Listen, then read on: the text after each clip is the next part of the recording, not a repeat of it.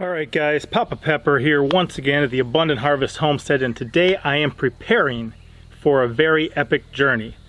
Jeff, if you're watching, you gotta stop. I'll insert some random footage for you to maybe watch while you stop watching, but you can't see this till after I show up and after I'm done with what I need to do, okay?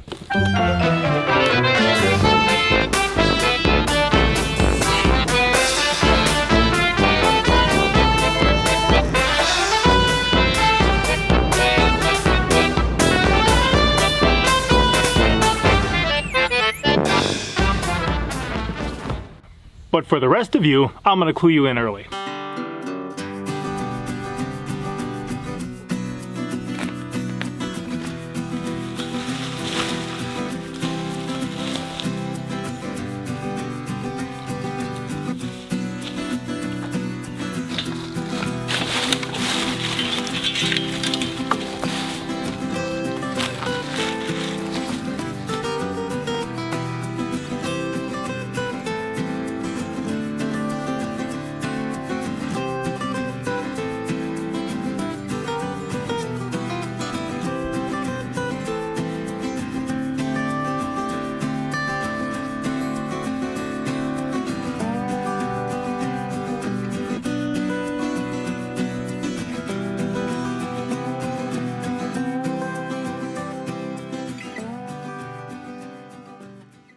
So this is not my first time heading to Bobblehead. If you guys saw my previous Jeff Don't Look video, brought him a number of gifts, put in some different things. I think some pawpaws, some elderberries, some service berries, some mulberries, some figs, sunchokes, just a variety of good perennial plants that can start his food forest because we all eat.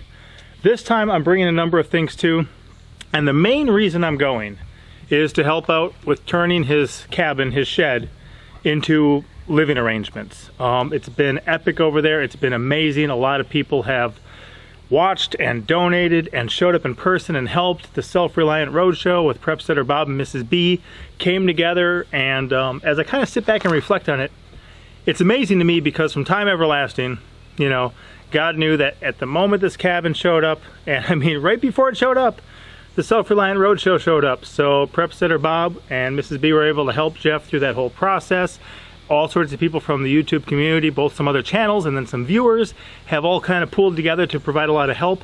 A lot of people showed up Saturday and Sunday for those work days. I wanted to roll in a little bit afterwards because I've got the freedom where the weekend isn't exactly my only free time. I can take off some days during the week, leave the house for a little bit and go take care of some business. So I'm heading there at least with Monster Truck. But I may either bring Pinky Pepper or Sweet Pepper with me as well. Monster Truck's kind of my main go-to guy. But I am getting ready to go to Jeff's, and the main purpose, like I said, is to help get him moved into his house, to finish up the house, finish up things. But I want to do a little bit more than that. I definitely want to give to the guy. I want to bless the guy. I've been there before. I've took a look at his stuff, and what I want to be able to do is to drop off a couple perennial plants once again that hopefully we can establish once and can be there for years to come. One of them actually is a perennial. The other one reseeds itself well, and it's one of my top 3 garden plants. And to do that, I plan on building a raised bed while I'm there.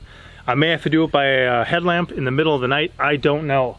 But I've got a number of things here. First,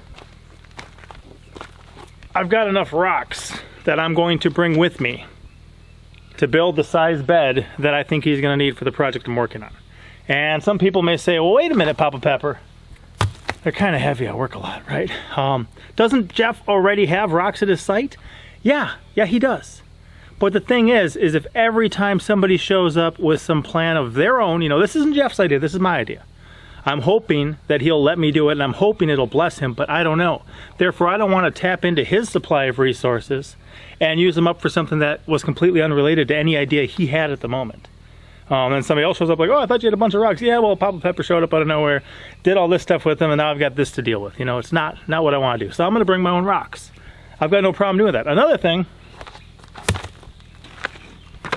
I'm bringing some mulch. And once again, Jeff has mulch there too. But like I said, don't want to tap into what he's got.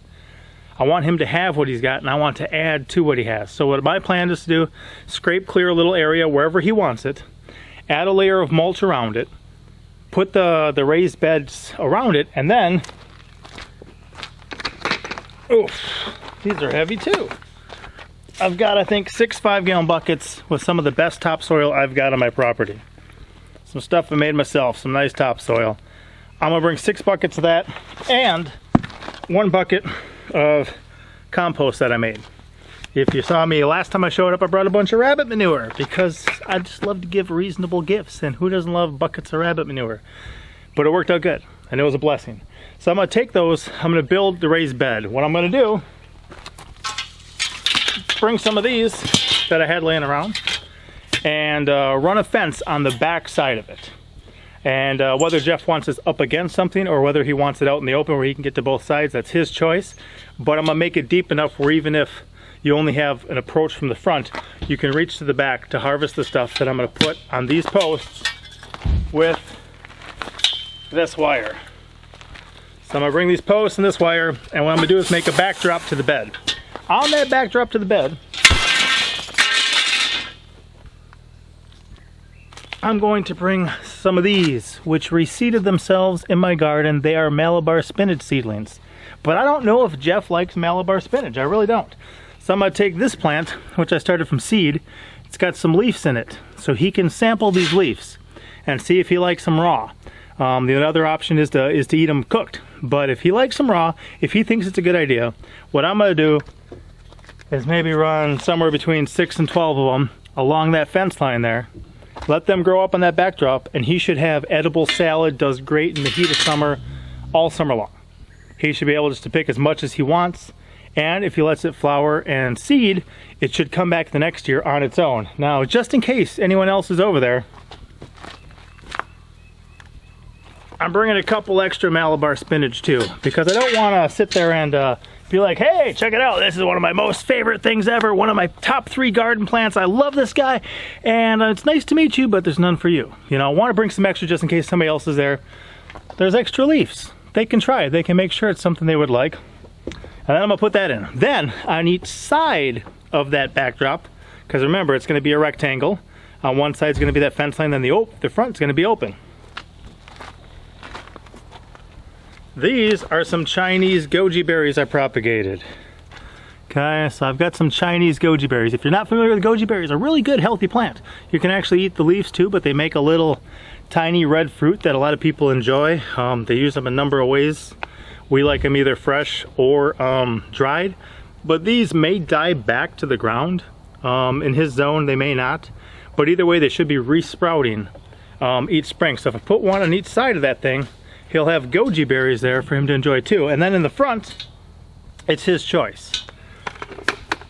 Since the Self-Reliant Roadshow is now sponsored by Baker Creek, Baker Creek has made an incredible gift basket with their Heirloom Life book and their vegan cookbook, along with their seed catalog and Clyde's garden planter, some string, some markers, and a pile of seeds like crazy, which is one of the reasons I wanted to bring that compost. Because if he wants to grow some summer squash in front of there, they're gonna like a nice rich, you know, healthy, nutrient-rich rich soil. So I want to be able to amend that soil, add that compost to it, and if he doesn't want to grow, you know, some of the summer squash there, I've got these guys. And this is a number of mini sweet peppers. And honestly, for Jeff, we'd probably just throw maybe 4 of these out front. I'm gonna bring extra again because if you run into other people, I don't wanna not bless somebody just because I wasn't prepared. You know, I have extra, I've already got a number of these planted and I've got no problem planting the rest of them. But since I have extra since they're started, and they come in a variety of colors, they're either red, yellow, or orange, and you know, they're shaped kind of like a, not like a bell pepper, not like a jalapeno, but kind of like a cross between the two. Very tasty. We love eating them fresh. We'll freeze them up for winter too, use them in stir fries, add them to salads, eat them raw, dip them in ranch dressing, whatever it may be.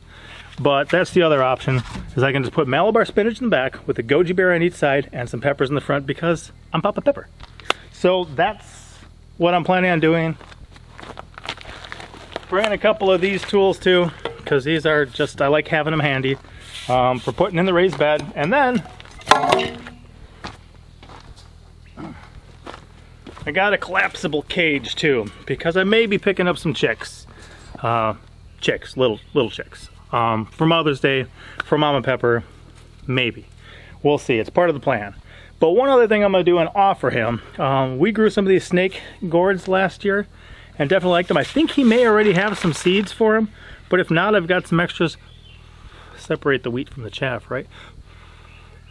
Extras here, or if anyone else is there. And I'm actually hosting on YouTube this year just a snake gourd growing contest to see who can get the longest one. This is one of 2 that we grew and saved for seeds.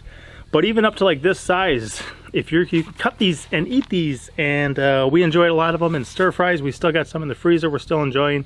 So hopefully it'll be a good way to inspire some others to try some new a new food and put it in their hands for free.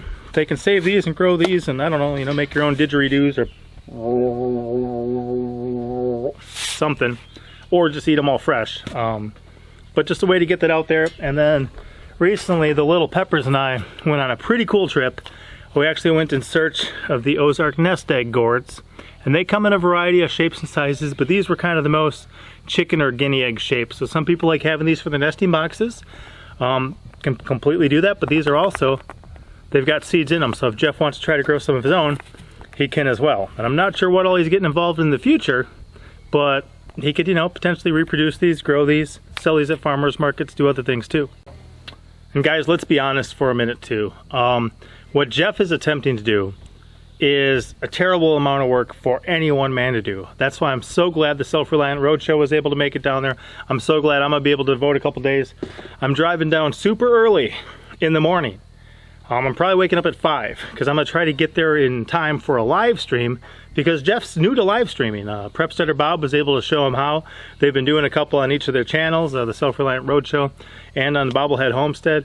So I'm gonna try to make it down there for like a 10 o'clock in the morning live stream, and I've got over a 3-hour drive. Plus I'm traveling with kids, which can slow you down depending on how you go. So I'm gonna spend Wednesday night there, work all day Thursday, spend Thursday night there, work as much as I can Friday, and then still just make it back home in time for the weekend.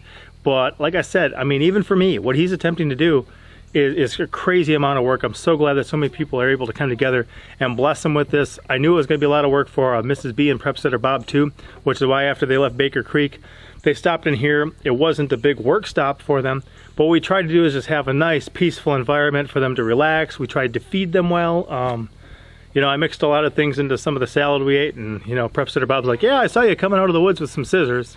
So we just tried to have it be a peaceful time. They got to hang out with the kids a bit. We took a walk to a nearby creek. They got to dangle their feet a bit and just relax. And to show up right at Bobbleheads, right before the cabin pulled in, I'm glad it worked out that way for them to have some downtime here, because they've been working hard since they got there.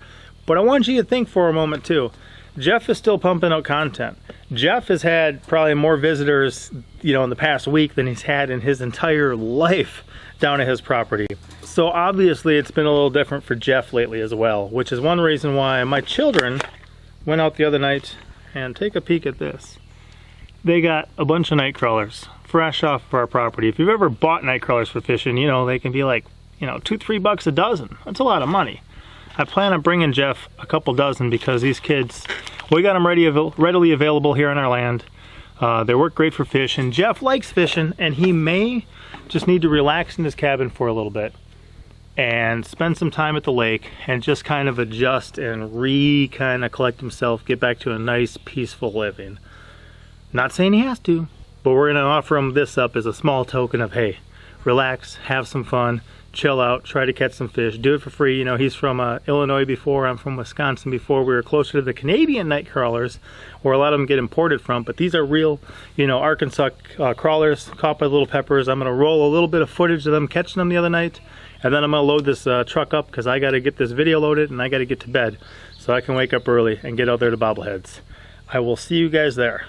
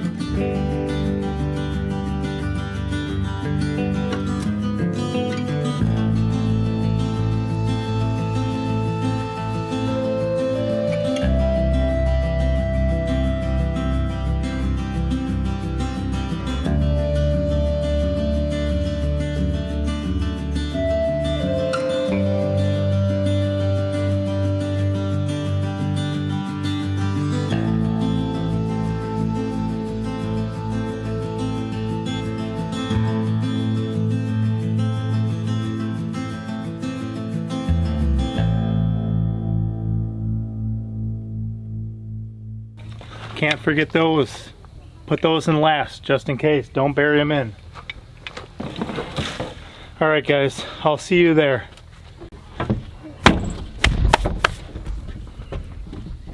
As always, I'm Papa Pepper, and I'd like to remind you, don't post for free. If you'd like to be part of a revolution in social media, an economic power to the people where users can actually blog for cryptocurrency, then I'd recommend that you check out steemit.com and join the revolution. Papa out.